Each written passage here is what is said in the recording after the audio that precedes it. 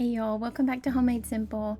I'm excited to spend the day with you today while I decorate my home, and I thought that this would be a good time for us to just sit and have a mom-to-mom chat about some of the blessings of fall, some of the things that we can focus on in this season of life, and maybe I can give you a little bit of encouragement along the way. I love fall. I love to decorate for fall. I love everything about it, but I especially love how calming and serene this time of year is. Any fall morning, you can go outside and hear the calm breeze and see the falling leaves, and it just comforts my soul. It's a really good opportunity for us to slow down and maybe take a little bit of extra time for ourselves, focus on our family and the needs that maybe have been neglected for the last couple of months in all of the busyness of summer. I'm really excited to be able to decorate my home for fall, but sometimes whenever I think about a perfectly decorated house, I have a tendency to fall into the comparison trap and feel less than, feel like I'm not doing enough, or feel like my home is not beautiful and that I need to do more and more and more to keep up. But I want to remind you that whatever you're able to do, doing your best and giving your time and energy and efforts to your family, to your community, to your neighborhood is a really good way of spending your days. And as long as you are doing the best that you can and improving every day, that is going to be the best way for you to spend this season of life. I know from personal experience the difficulties that come from social media, that you can look online and see all of these perfect portrayals of moms and families who have it all together. But the reality is, none of us really have it all together. While it's true that there may be a strength that one lady has that you wish you had, but you haven't quite developed yet, the reality is they have weaknesses just like you do. And whenever we sit and think about things that we're not doing well or things that we're not able to do, we usually fail to think about the things that we are good at and the things that we are excelling in. So I want you to think really deeply about the things that you are doing well. And I want you to be grateful for the opportunities that you have been given in your home and in your community to use your talents to serve your family and to serve others.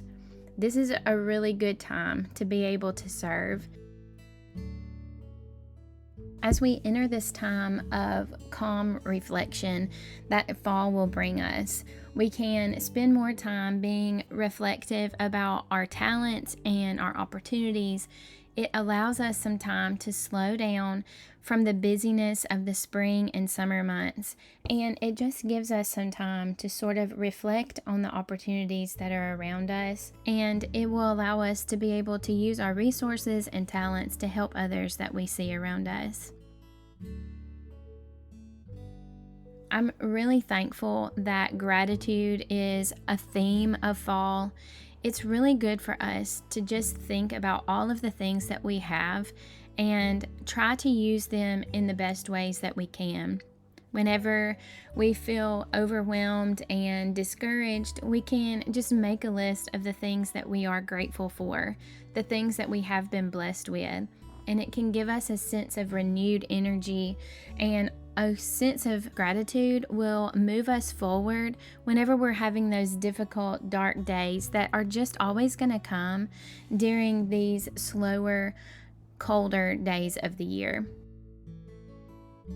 I know a lot of people really struggle because of fall having less sunlight, moving into winter. There's just really so little sunlight during winter, and knowing that that can cause us a little bit of sadness in our hearts and in our spirits, we can make a list of things to be grateful for, things that we have been blessed with, opportunities that we have been given that will help us to improve our outlook on life and give us a little bit of a boost of joy on those sad days.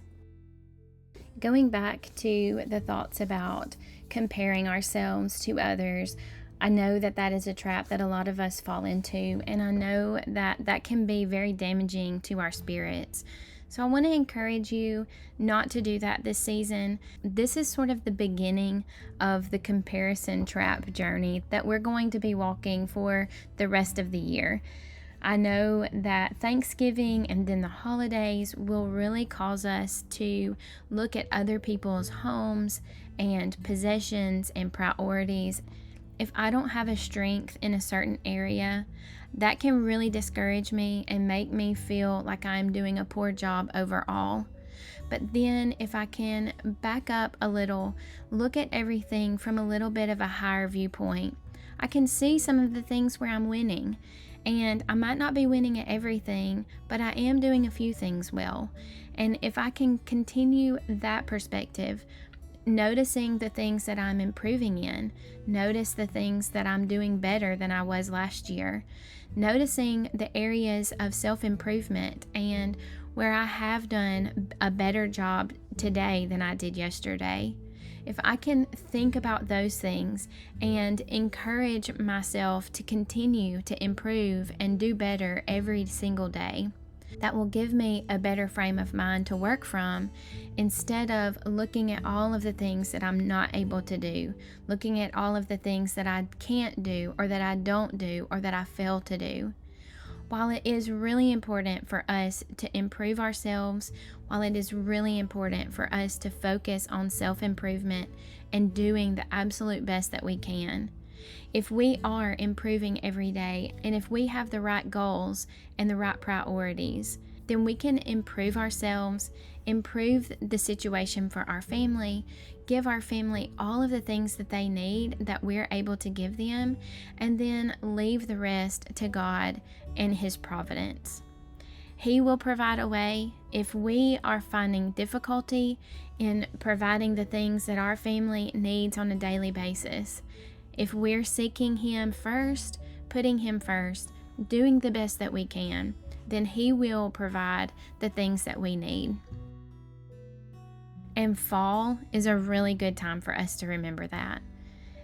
Being inundated with gratitude and thankfulness, messages of grateful hearts, that's really going to help us find our sense of purpose and a sense of peace while we always want to improve. Trusting that God is going to lead the way, trusting that He's going to provide what we need, trusting that He's going to give us everything that is for our good. If we are trusting and serving Him, that will give us the sense of peace that will take us through this season and every season of life. So, yes, your home might not be perfect. I got all of these decorations from yard sales and thrift stores and the Dollar Tree. So I'm certainly not able to provide a beautiful Pinterest perfect environment for my family to live in. But what I do have control over is the amount of love that I pour into each person who lives in my home. I can have an environment of peace and calm. I can create an environment of love and security for my family. And that is worth more than anything that you can buy with money. What your family really needs is for you to be present. What your family really needs is for you to give them the best that you have and give them your love, service, and devotion. If you do that, your family will be happy and thankful and full of love, and all of the items that you have used to decorate your home will not really matter in the long run. So take a little bit of time for yourself, refocus your intentions and your goals. If you've got a little bit off track, creating for your family a loving, calm, and serene environment in your home is the best gift that you can give them. And it will far outweigh any amount that you may have spent on a decoration or a blanket or a throw pillow in the long run. They don't really notice those kinds of things anyway. What they notice is how you make them feel and the environment that you create for them to live in. So just take a little bit of time. Don't allow all of those perfect pictures to make you feel less than. Just continue doing the best that you can for your family, and I know that they will reward you with an outpouring of love in return. I guess now that I think about it, the decorating really isn't for my family anyway. They didn't really even notice it or comment much on it, but it sure did make me happy to create a warm, cozy little place for me to sit and drink my morning coffee, read my Bible in the mornings, in the quiet still of the fall mornings. So, if it makes you happy, I hope that you will spend a little bit of time decorating for fall in your home. Remember, it doesn't have to cost a lot of money. It doesn't have to be big and showy. You can bring in the joy and coziness of fall with just a couple of different pops of color. Maybe a nice soy candle, a little bit of cinnamon simmering on the stove, and everything will look nice and beautiful. I hope something that I said encouraged you today. Thank you for being here. Thank you for watching. I hope that you do have a wonderful fall season. I hope it's full of nice, cozy blankets and hot cups of coffee. And most importantly, I hope it's full of the love and joy of your family surrounding you. I love you. I hope you have a wonderful week, and I will see you again next time.